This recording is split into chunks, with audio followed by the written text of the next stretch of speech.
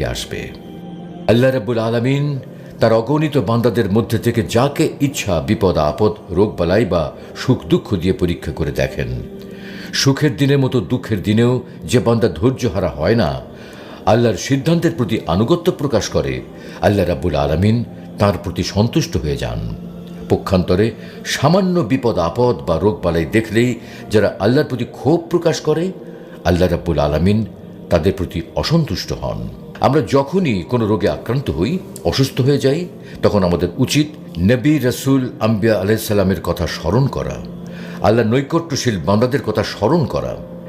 দীর্ঘদিন ধরে নানা রকমের দুরারোগ্য রোগে আক্রান্ত থেকেও তারা কখন ধৈর্যহারা হয়ে যাননি, আল্লাহর প্রতি ক্ষোভ দেখাননি, বরং সুস্থতার দিনে সুখের দিনে যেমন আল্লাহর শুকরিয়া আদায় করেছেন, তেমনি এই বিপদের দিনেও আল্লাহর সিদ্ধান্তের প্রতি আনুগত্য প্রকাশ করেছেন। অধৈর্য না